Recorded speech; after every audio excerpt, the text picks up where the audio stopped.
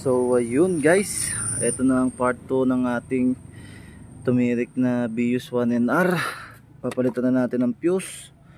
So napakaraming tatanggalin. Ito, yan, para mahugot nyo lang siya. Yan ang fuse nya guys. Yan, kailangan maiangat nyo to dito sa fuse box nya.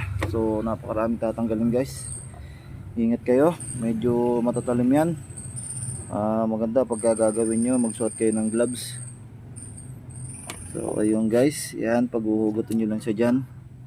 So lahat ng relay yan, paghuhugutin nyo para mahugot nyo. Make sure na napicturean nyo o tandaan nyo guys, para pagka ibinalik nyo wala kayong magiging problema. Yan.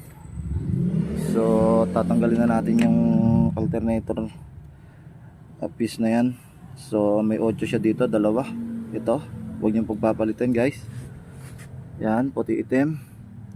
So dahil kaya natin binaklas yan guys, dahil dito sa tornilyo na to, para mapalitan natin.